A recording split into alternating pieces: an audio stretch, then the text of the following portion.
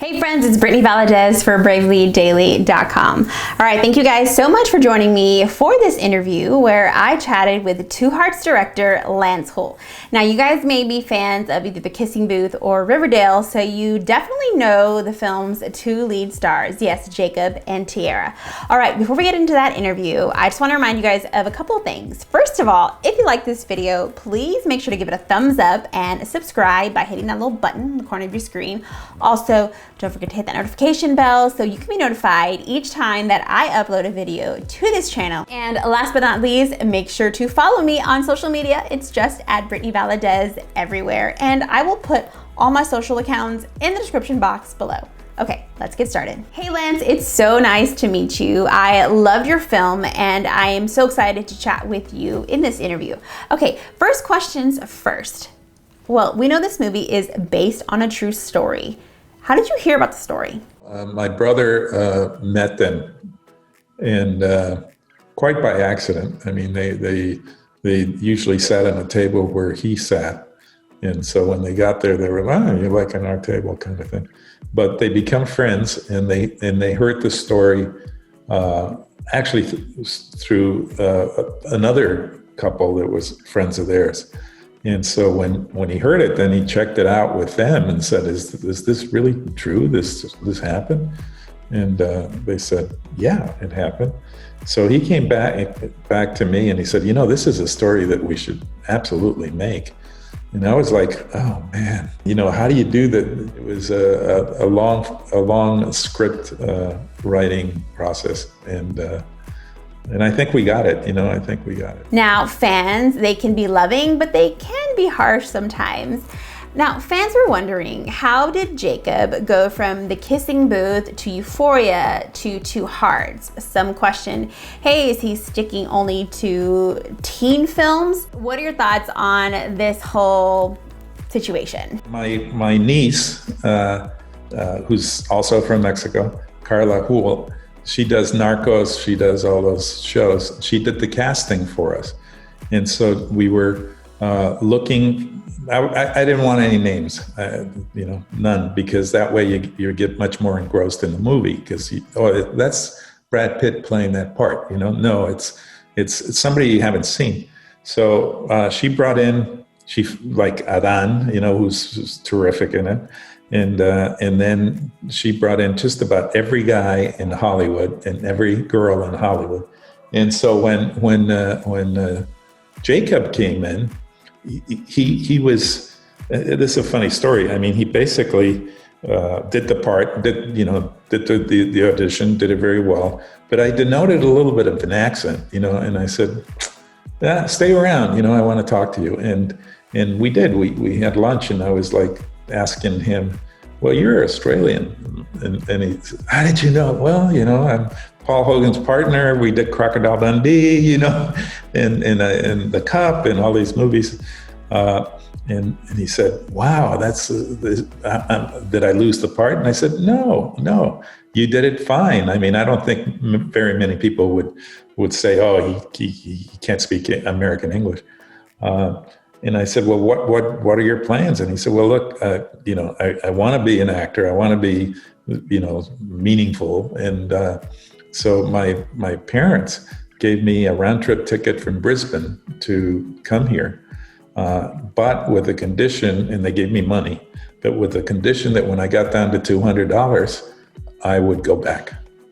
And I said, where are you now? And he said, very close. So I said, look, I'm just starting with this.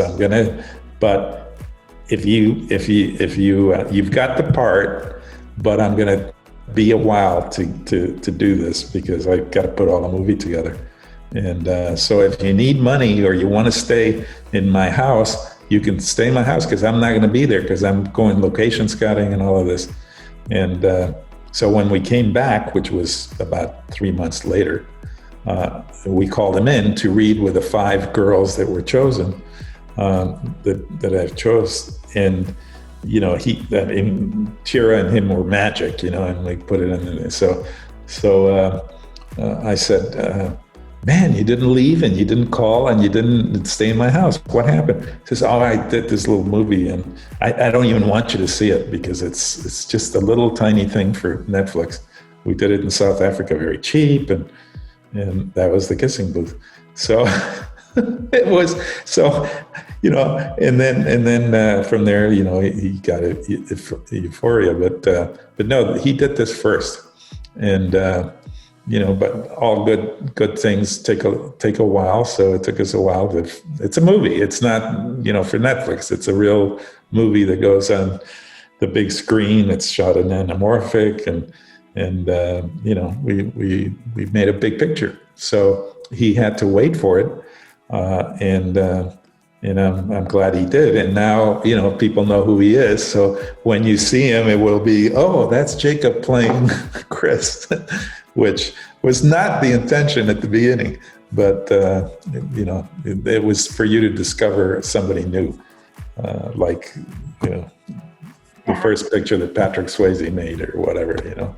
So this is the first theatrical movie that comes out where it's in the theaters, you know. She was on Riverdale, but she was not every episode. So I felt, you know, that was okay because not the whole world would know who she was. But also this is a very different part for her too. I mean, she's not only an incredibly beautiful girl, but she is so such a good actress. I mean, and it's got a big heart. I mean, so you see that in, you know, in the screen. She gives it. I call her you probably don't.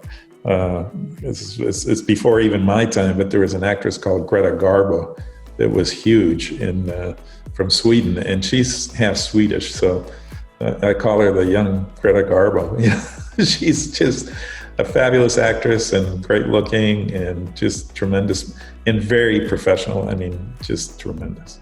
Now, for creative purposes, even those based on a true story, the film will be different slightly from the book. Did anything like that happen with Two Hearts? And if so, was there anything particular that you can remember? Pretty much, we were right on what happened.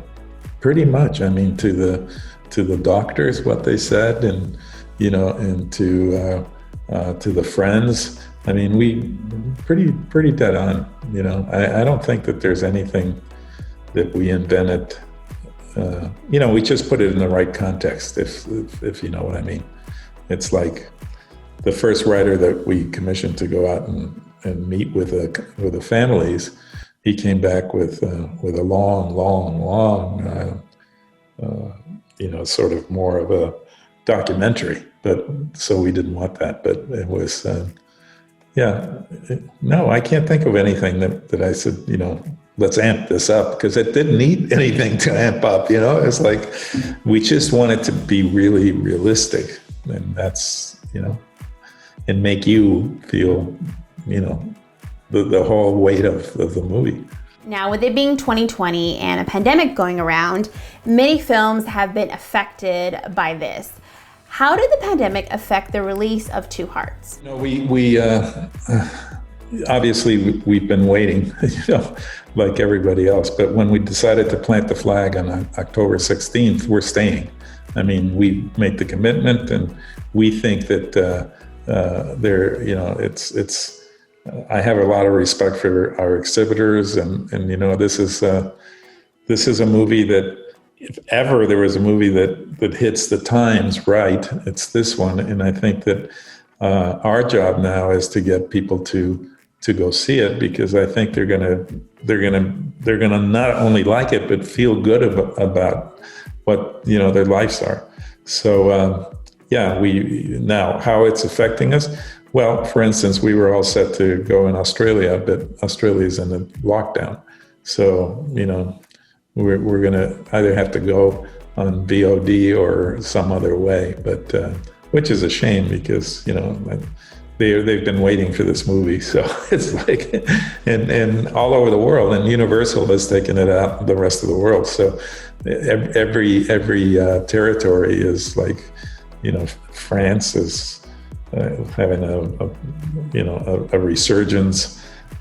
Mexico is okay. The theaters are open, but how many people are going to go and that kind of thing. But so, yeah, it's affected everything. But we feel that the people that would want to take this kind of ride will go, because it's very romantic, as you know, and also it's a very good story. It's a very good story, and it's well told.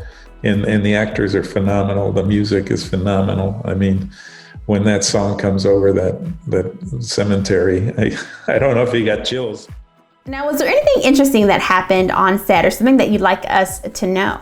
We had, this film is sort of been blessed. First of all, obviously, we are a family that put this thing together, and but it's a film family. You know what I mean? It's not only that my niece is doing this, or my daughter did that, or my brother and I, because we've been producing movies for 40, 50 years.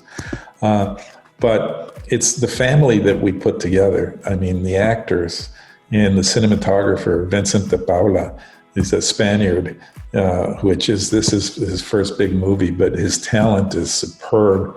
The editor that came on, he originally got his chops out of Africa.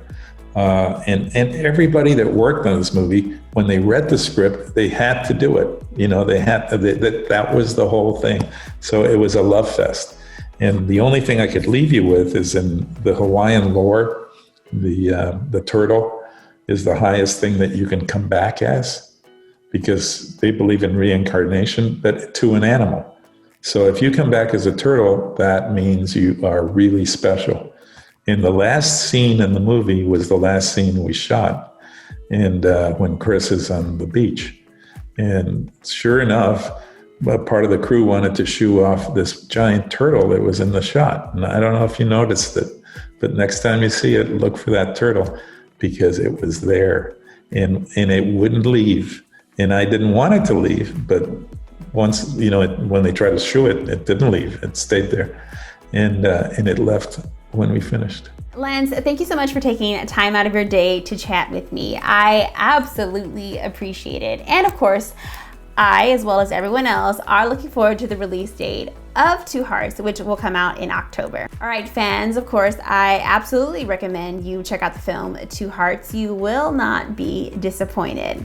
If you guys like this video, make sure to give it a thumbs up and subscribe. Also, don't forget to hit that notification bell and follow me on social media. It's just at Brittany Valadez. Again, I'm Brittany Valadez for BravelyDaily.com. God bless, and I'll see you in the next video.